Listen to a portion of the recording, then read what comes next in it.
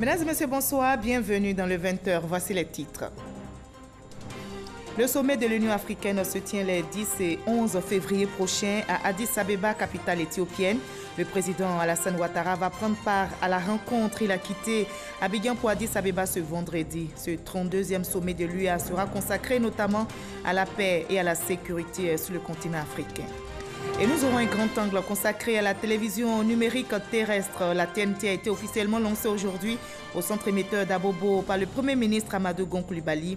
Le basculement de la télévision analogique à la TNT est une promesse du gouvernement qui se concrétise. 7 chaînes de télévision seront disponibles sur le réseau terrestre. Le président de l'Assemblée nationale a démissionné ce vendredi 8 février au cours d'une session extraordinaire. Devant 245 députés, Guillaume Soro a déclaré qu'il quittait la présidence de l'institution. Député de Fekese-Dougou, il avait été élu en 2012 président de l'Assemblée nationale, puis réélu en 2017. Le ton monte entre la France et l'Italie. Paris a rappelé son ambassadeur à Rome après une série de déclarations que l'Élysée juge inacceptables de la part des responsables italiens. C'est la plus grave crise politique depuis 1945 entre la France et l'Italie. Soyez les bienvenus sur RTI 1. Le président de la République, Alassane Ouattara, s'est envolé ce vendredi pour Addis Abeba en Éthiopie, où il prendra part avec ses pairs les dimanches 10 et lundi 11 février prochains au 32e sommet de l'Union africaine. Ce sommet de l'UA sera marqué notamment par la présentation du rapport de l'agenda 2063 de l'UA par le président ivoirien, désigné champion du suivi de la mise en œuvre de cet agenda. Lors de ce sommet, justement, les leaders africains échangeront sur les questions relatives à la situation des réfugiés, rapatriés et autres déplacés internes, la paix et la sécurité sur le continent africain et la mise en œuvre de la réforme institutionnelle de l'UA seront également évoqués à Ouattouré. Les travaux de la 32e session ordinaire de la conférence des chefs d'État et de gouvernement de l'Union africaine s'articulent autour du thème « Réfugiés, rapatriés et personnes déplacées vers des solutions durables aux déplacements forcés en Afrique ». Les dirigeants africains entendent ainsi contribuer de façon significative à la mobilisation de l'assistance humanitaire et aussi agir plus efficacement sur les conflits et les crises, cause principale des déplacements forcés. Le président de la République, Alassane Ouattara, désigné par ses pairs champion du suivi de la mise en œuvre de l'agenda 2063 de l'Union africaine, va présenter un rapport d'étape à la conférence des chefs d'État et de gouvernement.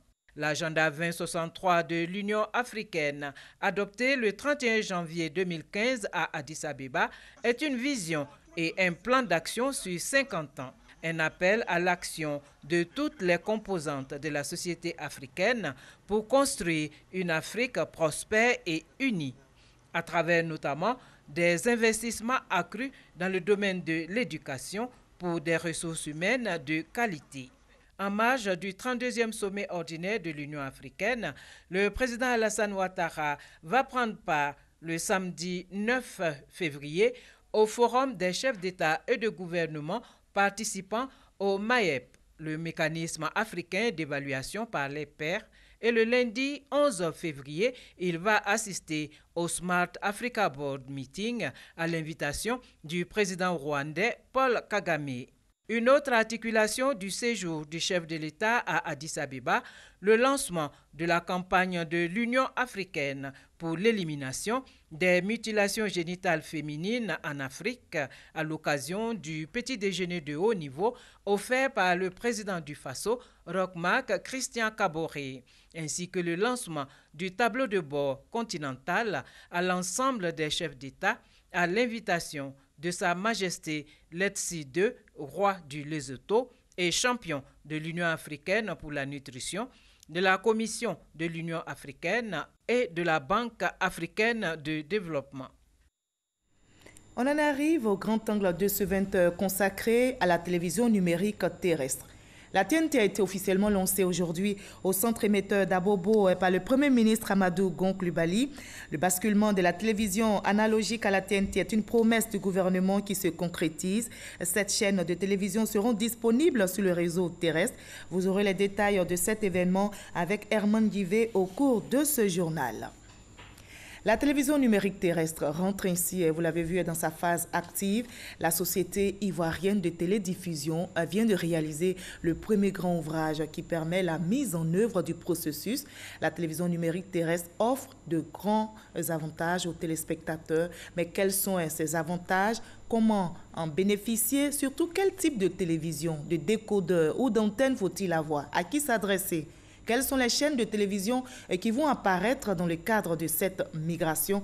Des questions que vous vous posez certainement, mais des questions auxquelles notre reporter Serge Kolia apporte des réponses. C'est en août 2018 que le ministre de la Communication et des Médias a lancé les travaux de construction du réseau national de la TNT à l'ex-centre émetteur de la RTI à Abobo. 7 mois plus tard, la société ivoirienne de télédiffusion, dirigée par Adama Yeo, offre un bâtiment technique équipé de tous les dispositifs de migration de l'analogique vers la télévision numérique terrestre. Quand vous regardez ce bâtiment, c'est effectivement le centre nerveux de tout le système. C'est à partir de là, tout le reste va se déployer. La TNT, c'est une nouvelle technologie donc, qui vient nous donner en tout cas beaucoup d'avantages sur le plan image qualité, image et son. Deuxièmement, vous avez une multitude de choix de chaînes. La télévision numérique terrestre plonge de plein pied la Côte d'Ivoire dans le contexte de la libéralisation tant attendue du secteur.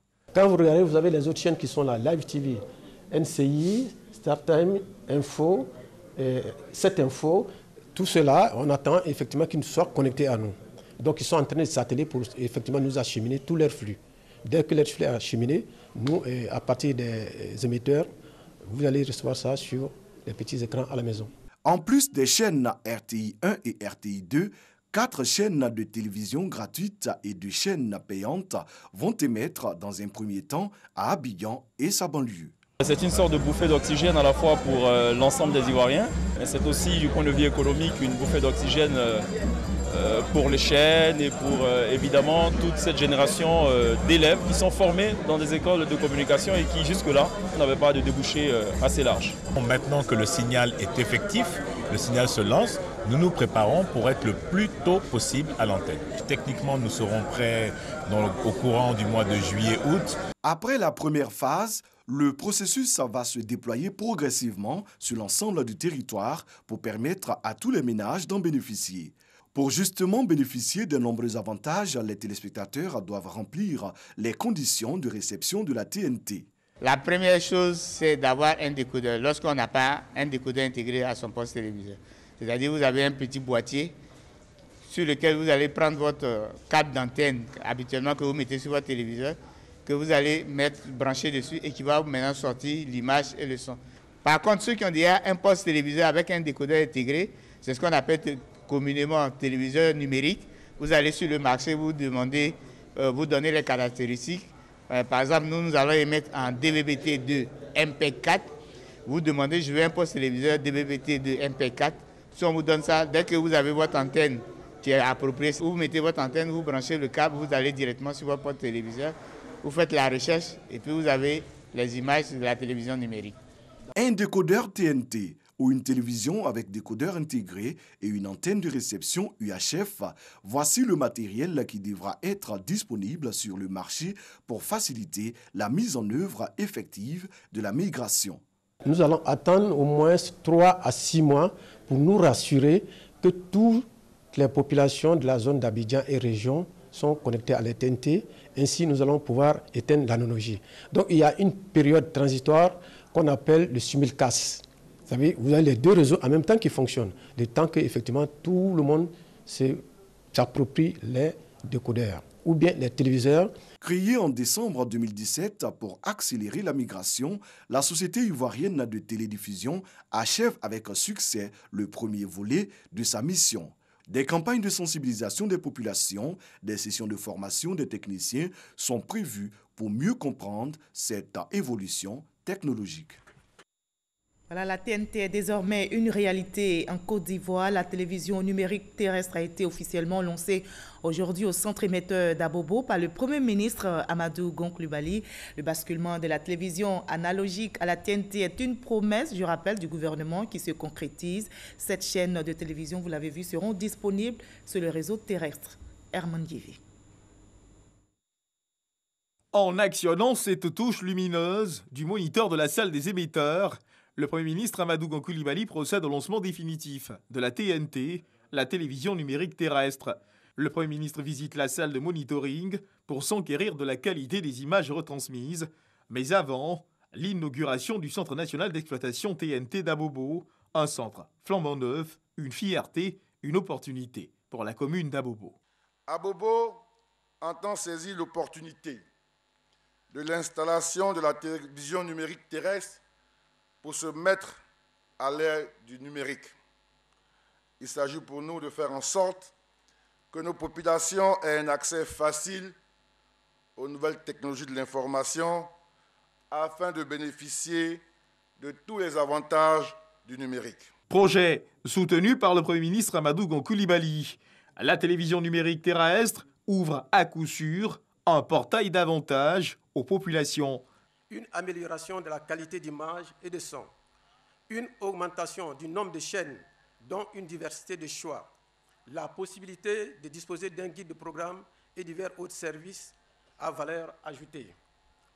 Mais pour cela, vous devez désormais vous approprier des postes téléviseurs compatibles aux normes MP4, AVC, DVB-T2 pour recevoir la TNT, notamment les 6 chaînes gratuites que sont RTI 1, RTI 2, NCI, A+ Ivoire, 7 Info et d'un décodeur pour certains téléviseurs ou sans décodeur pour d'autres.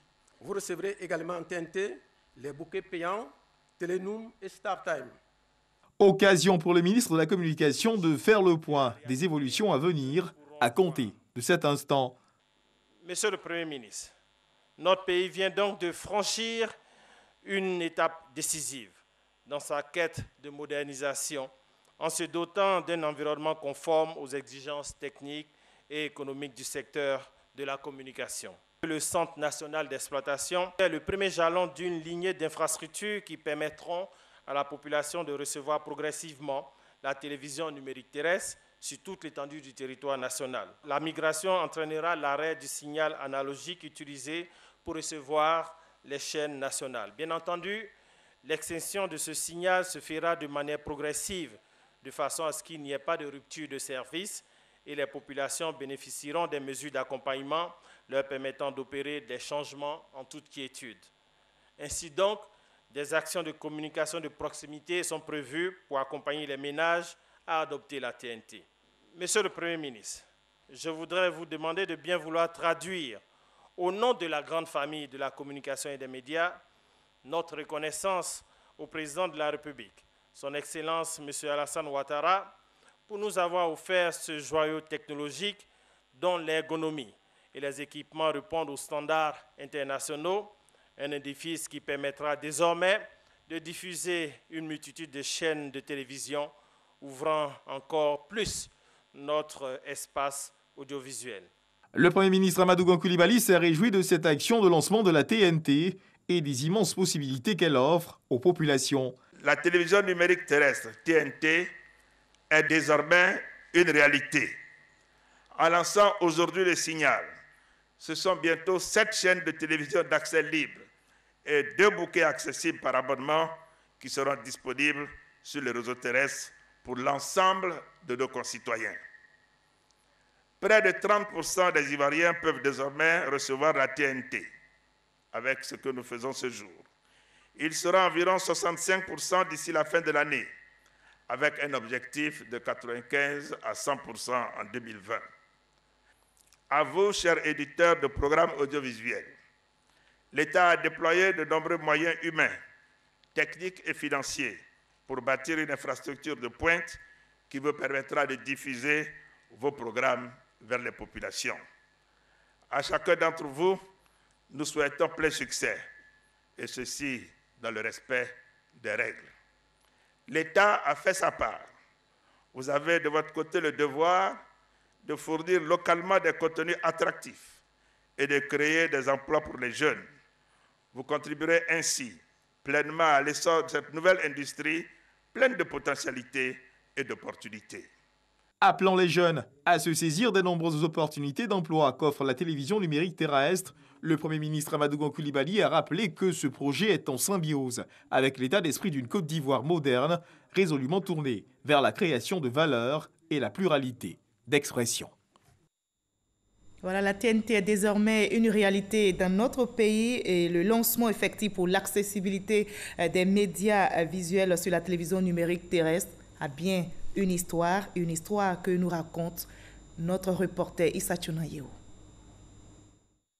16 juin 2006, jour historique à Genève en Suisse. Lors du colloque international de l'Union internationale des télécommunications, UIT, le plan GE 06 est signé prévoyant le passage de la radiodiffusion analogique à la radiodiffusion numérique dans le monde entier. Un accord régional qui permet une adaptation à l'évolution de l'environnement des télécommunications. En Côte d'Ivoire, le 12 février 2010, un arrêté interministériel crée un groupe de travail. Ce groupe est installé le 14 décembre 2011 pour la préparation du pays au passage à l'audiovisuel numérique. À l'issue des travaux de ce groupe, la création d'un comité de pilotage, l'adoption de normes de diffusion et la mise en place d'une société de diffusion. Le 6 juin 2013, le comité de pilotage dénommé Comité national des migrations à la télévision numérique terrestre voit le jour. Son objectif, assurer la transition numérique à la Côte d'Ivoire. Une transition numérique censée prendre fin le 17 juin 2015, à l'instar des autres pays de l'UIT. Ce basculement numérique n'a pu se faire à la date indiquée à cause du retard constaté dans la mise en œuvre des recommandations du cahier des charges. Toutefois, un autre délai à la date du 17 juin 2020 a été donné aux pays de l'UIT. Pour tenir cette nouvelle date, le comité de pilotage propose une révision de la loi de 2014 portant régime juridique de la communication audiovisuelle pour l'adapter à la TNT. Cette préoccupation est prise en compte effectivement dans la nouvelle loi portant régime juridique de la communication audiovisuelle du 27 décembre 2017. Début 2018, la télévision numérique terrestre prend forme avec l'institution, la Société ivoirienne de télédiffusion, IDT. Cette structure nouvellement créée lance un appel d'offres pour les intégrateurs en vue de la construction du réseau. Plusieurs mois après, différents sites deviennent opérationnels à Abidjan, Man, Korogo, San Pedro et Kounfao. Fin décembre 2018, la TNT est une réalité à Abidjan et ses environs. C'est nous les consommateurs qui serons satisfaits. On aura des télés avec des hauts de gamme, comme vous le dites, avec des hauts débits. On pourra bien regarder, on pourra bien voir les images et c'est une bonne chose. Ce 8 février, après 12 années d'études, d'analyse et d'opérations, la TNT est lancée au centre émetteur d'Abobo avec le Premier ministre Amadou Coulibaly. Et voilà tout ce que l'on pouvait dire ce soir sur le lancement de la TNT, la télévision numérique terrestre. Ce qui concentre également l'actualité ce vendredi en Côte d'Ivoire, c'est la démission du président de l'Assemblée nationale. Le président du Parlement ivoirien a démissionné aujourd'hui au cours d'une session extraordinaire devant 245 députés. Guillaume Soro a déclaré qu'il quittait la présidence de l'institution. Député de Fek-Sédougou, il avait été élu, je rappelle, en 2012 président de l'Assemblée nationale, puis réélu en 2017 à ce poste. Moussa Konati. Guillaume Soro quitte la présidence de l'Assemblée nationale de Côte d'Ivoire. Il a annoncé sa démission de la tête de l'hémicycle ce vendredi 8 février devant les députés au cours d'une session extraordinaire. Chers collègues, à cet instant précis, je rends ma démission de mes fonctions de président de l'Assemblée nationale de Côte d'Ivoire. Me voilà ainsi donc ancien président de l'Assemblée nationale de Côte d'Ivoire. Chers collègues, je demeurerai avec vous pour continuer à travailler à l'édification d'une Côte d'Ivoire riche et prospère. Selon les textes de l'Assemblée nationale, il n'y a pas de doute quant à l'intérim du poste de président de l'institution en pareille situation. Les textes sont clairs. On a dit que l'intérim est assuré par le doyen d'âge des vice-présidents. Et le doyen d'âge des vice-présidents, c'est Diawara Mamadou, qui est le doyen d'âge des vice-présidents. Et on a jusqu'à 30 jours pour faire l'élection du prochain président de l'Assemblée nationale. Député de la circonscription de Ferkessé-Dougou, Guillaume Soro avait été élu président de l'Assemblée nationale en mars 2012, puis réélu en janvier 2017 pour un second mandat. Voilà, je vous propose quelques réactions après cette session extraordinaire au cours de laquelle Soro Guillaume a annoncé sa démission de la présidence de l'Assemblée nationale. Des propos recueillis pour vous par notre reporter Moussa Konati. Sa démission n'est que consécutive à sa mise en retrait de la majorité représentative dans une Assemblée nationale. C'est la majorité qui a le perchoir. Dès l'instant que M. Guillaume Soro ne se reconnaît plus dans la majorité, il va de soi qu'il démissionne. Le président de l'Assemblée nationale a pris ses responsabilités et il a dit qu'il préfère être cohérent avec sa conviction. Il n'y a pas mieux que ça et je pense que cette démission, nous avons tous compris. Lorsqu'on a été proposé à ce poste en qualité de membre du groupe parlementaire RDR majoritaire, lequel parti décide de se fondre à un super parti, le RHDP, et qu'on estime de façon discrétionnaire que nos convictions nous empêchent de faire partie de ce parti politique, la conséquence et la cohérence voudraient que politiquement, qu'on puisse avoir du recul et démissionner. C'est ce que j'appelle satisfaire donc à une obligation de cohérence et de conséquence. Voilà, je vous amène dans un autre décor pour évoquer un autre sujet. Le ministre des Affaires étrangères, Marcel Amontano, a reçu aujourd'hui une délégation du groupe de travail du Conseil de l'Union européenne sur l'Afrique. La délégation séjourne à Abidjan depuis quelques jours. Sa mission est de s'imprégner des réalités de notre pays en vue de l'aider à trouver des solutions aux problèmes de développement, comme nous le rapportent Olivier Iriebi et Herman Djivé. Une délégation du groupe de travail du Conseil de l'Union européenne sur l'Afrique en mission à Abidjan pour renforcer la coopération entre l'Union européenne et la Côte d'Ivoire.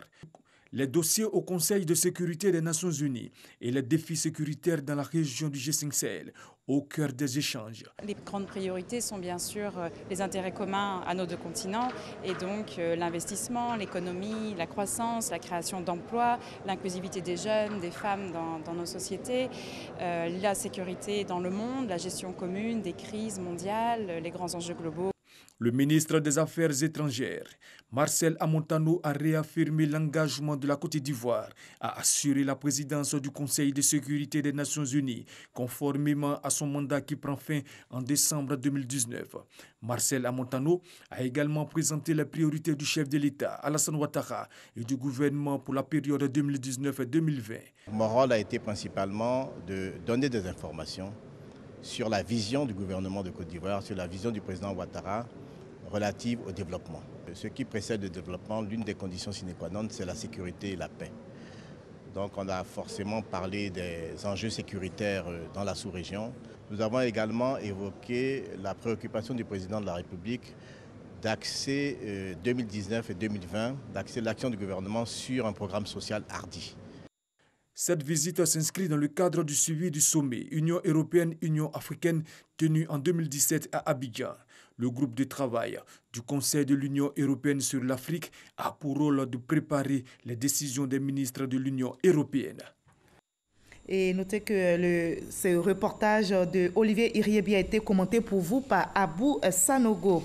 Amadou Soumaoro, le ministre auprès du président de la République chargé des affaires politiques, a reçu hier jeudi à son cabinet cette délégation de l'Union européenne en mission en Côte d'Ivoire. Au menu des échanges, les sujets d'intérêt commun et la situation socio-politique.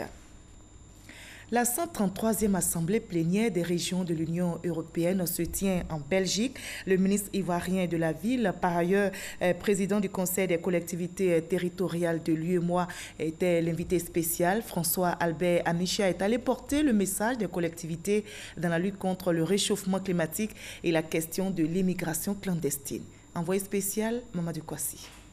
Le ministre François Albert Amicha à la plénière du comité des régions de l'Union européenne. Le ministre de la Ville, par ailleurs président du Conseil des collectivités territoriales de l'espace UEMOA, est l'invité spécial des élus locaux de l'Union européenne pour cette première session de l'année. Au centre de ces échanges, le renforcement de la coopération entre les collectivités territoriales de l'espace UEMOA et celles des 28 États de l'Union européenne. Albert François Amicha est venu porter le message des 3000 collectivités de l'UEMOA. Bien que les zones urbaines concentrent les défis de manière particulièrement visible, le développement des zones rurales ne doit pas être oublié pour autant. Les spécificités des petites villes doivent être également intégrées dans le dessin des politiques de développement. Concrètement, cela se traduit par exemple par des projets avec des budgets beaucoup plus modestes, adaptés aux capacités administratives et financières des collectivités de taille réduite.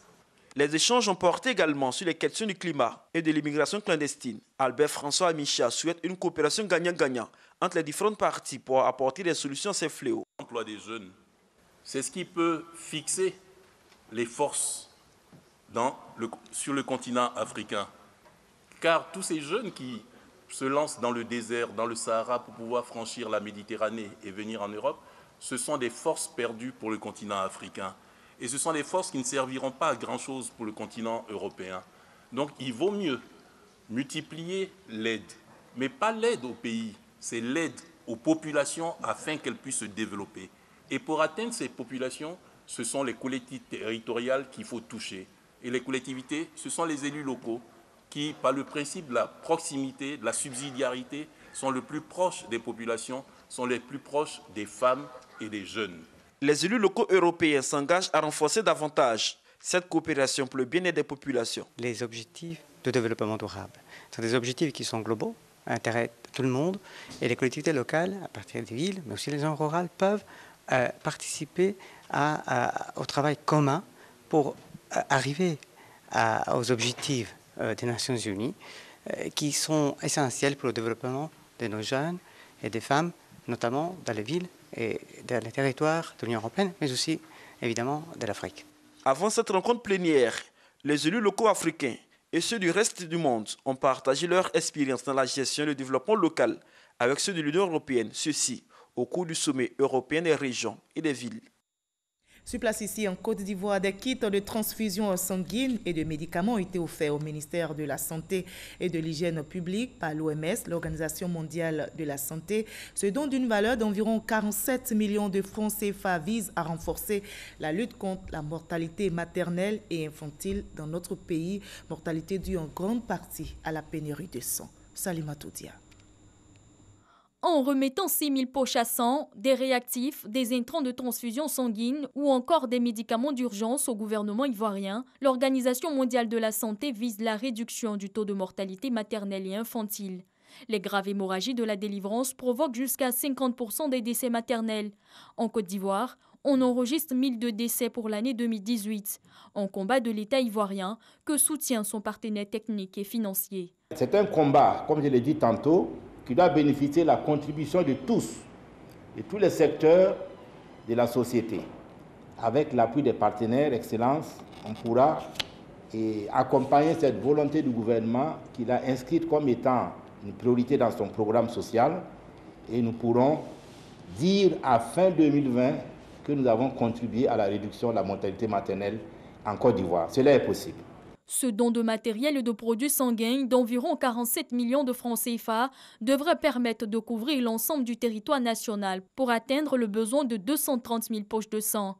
Seulement 170 000 sont obtenus avec une faible proportion de donneurs. L'OMS propose l'intégration des produits sanguins dans la gratuité ciblée. Il est clair qu'une telle proposition ne peut qu'être prise en considération par le gouvernement qui lui-même affiche clairement sa volonté d'offrir des soins de santé de qualité aux populations, des soins de santé de proximité.